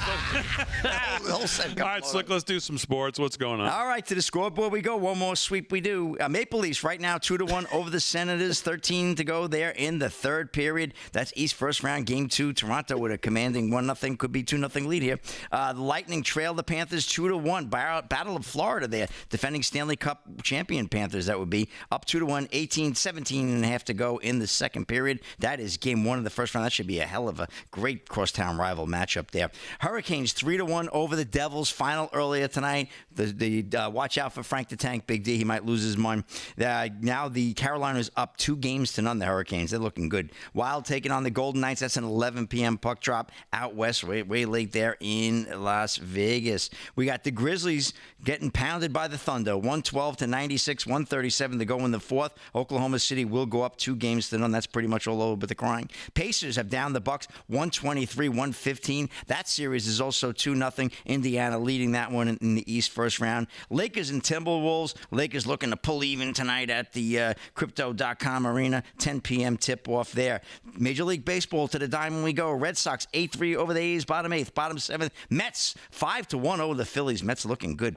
Braves and Cardinals in a good one, tied at 4, top of the 8th. Bottom 6, the Twins in Minnesota lead the White Sox 4-1. Royals 2-0 over the Rockies, top of the 9th there. Top 7, Cubbies continue to lead the Dodgers 7-5. Astros 4-1 over the Blue Jays. That's in the bottom of the 6th. Just underway there in the first. Pirates and Angels no score, as are the Rays and Diamondbacks. Brewers and Giants as well. Finals from earlier tonight. Guardians edge the Yankees 3-2 in Cleveland. Marlins 4-3 over the Reds. I told you, just wait. The Reds were up 3-2. They lost 43. That bullpen, baloney. Tigers lost to the Padres 2-0 in the final there. Nationals blanked the Orioles 7-0. Rangers and A's coming up at 10 p.m. Just one more story. A little more sad news. A lot of sad news tonight. Longtime ESPN announcer Mike Patrick dies at 80 years old. I saw that. Yeah. Longtime ESPN, and this is from Breitbart and originally posted on Larry Brown Sports. Longtime ESPN announcer Mike Patrick has died at the age of 80. Many may recall him from way back when. ESPN confirmed Tuesday that Patrick died Sunday of natural causes in Fairfax, Virginia. His death was confirmed by Patrick's doctor as well as his hometown of Clarksburg, West Virginia. Patrick began his broadcasting career in 1966 and went on to spend 36 years at ESPN, joining the network in 1982, way back when, Big D, before retiring in December 2017. He is perhaps best remembered as the play-by-play voice of Sunday Night Football, a role in which he served from 87 to 2005. He was also a regular on the network's coverage of college sports, including the ACC basketball tournament, the Women's Final Four, and College World Series. Patrick claimed several historic accomplishments as he was on the mic for the first NFL game ESPN ever televised back in 1987. So, sad story there. Like I said, he did retire in 2017. His final call for the network was the 2017 Music City Bowl. And so rest in peace there, the great Mike Patrick of ESPN. And that's a wrap in sports. Big D, back to you. All right, Slick, very good. 9 minutes till the hour. Sports is brought to you by Mike Lindell, of course. LFS6B is the promo code if you want to shop there. And don't forget, Vin's not, of course, on tonight, but don't forget if you want to go to Eternal Life Coin. There was some confusion at Eternal Life Coin about the free shipping. If you were supposed to get free shipping and you ended up paying for shipping, you're going to get refunded. If not, if you haven't already, you will get refunded the shipping cost, whatever it was, because anybody who bought the package of 2 or more was supposed to get free shipping, and I believe that's all been straightened out, and you will get free shipping. And I believe going forward, they're actually going to use code LFS6B there for free shipping to make sure, even for people who buy just single ones. LFS6B, I believe, will get you free shipping. So EternalLifeCoin.com, EternalLifeCoin.com. It is a beautiful piece. Go check it out, EternalLifeCoin.com. That's also a great Mother's Day gift. All right, let's wrap it up with news. Rick Delgado's got it. What else is going on? What did you say? You have a clip of Lee Zeldin? It's a long clip. It's like 4 or 5 minutes long. We can try that for tomorrow night. Just the one of him taking out that snooty reporter? Yeah, the New York Times reporter. Good for him. Okay, we could probably get to that tomorrow, but here is a clip from today at the press briefing room in the White House as podcaster Tim Pool was invited to make an appearance. And people were really happy with his outfit. Exactly. Tim Pool was at the White House for the press briefing. Here he is. Here's his question. Cut number 8. Check it out for yourself. Cut number 8, Tim Pool, the podcaster. Check this out. Many of the news organizations that are represented in this room have marched in lockstep on false narratives, such as the Very Fine People hoax, the Covington smear, and now what's being called the Maryland Man hoax, where an MS-13 gang member adjudicated by 2 different judges, I believe, is just simply being referred to as a Maryland man over and over again. Now, in an effort from the White House to expand access to new companies, you've created this new media seat. So I'm wondering if you can comment on following this expansion, you've had numerous outlets disparage the companies that you've had sit here, as well as the reporters. I'm wondering if you could comment on that unprofessional behavior, as well as elaborate if there's any plans to expand access to new companies. Sure. Well, we certainly welcome diverse viewpoints in this room, which is one of the reasons we have you in here, and there's many new faces in this room in comparison to the previous administrations. We want to welcome all viewpoints into this room. We welcome unbiased journalists who really care about the truth and the facts and the accuracy, and you rightfully pointed out the Maryland man story, which I, from this podium, when The Atlantic published it, on that very first day, I came to this podium and said, this is wrong. The press in this room have this story wrong, and we have seen more and more evidence come to the table that we have had all along. We were always right. The president was always on the right side of this issue to deport this illegal criminal from our community. And it is despicable to see the media continue to refer to this individual as someone who is just a peaceful man living his life in Maryland. This was and always has been an illegal criminal, an MS-13 gang member, and a designated foreign terrorist. And the administration maintains our position to deport these individuals from our community. So thank you for being here, Tim. It's great to see you. Thank you. Right in the face of the deep state media, who just can't stand the fact that their narrative gets blown up there. She's fantastic. Yeah, she and really the Democrats continue to find, somehow they decide that this is their this is the hill for them. Just keep stepping on the rake, and this is the guy. Yeah, they just keep doing it. Here's one more thing. Maybe you saw this, maybe you didn't. Cut number 4. Here's a news report from a local down, I forget where they're from, but it's a local news report on another illegal who murdered another person with the help of their uncle, of course. Cut number 4. Here, check this out. Of course. Is this common? They always have help from their other gang members, who just happen to be family members, I think. Cut 4. Now, this is the father of her children, Casey Barrera Rosa. He's charged with murder, and he's currently in ISIS custody. And we also have this mugshot of his uncle. Authorities charge Rolvin Barrera with being an accessory to the crime. A spokesperson for the Charles County Sheriff's Office says the suspect was methodical in hiding this woman's body, burying her deep, and using old dirt to conceal the hole. Yeah. Any Democrats gone down to the courthouse yet or anything? Not yet. I haven't heard of any, but I'm sure they'll be there. Yep. As always, we salute all of our emergency personnel. Thanks, guys, on the show. Aaron Friend, great job as always. Most of all, thank you live from Studio 6B audience. We'll see you tomorrow night right back here at same time, same channel, 8 p.m. live from Studio 6B. Have a great rest of your night, everybody.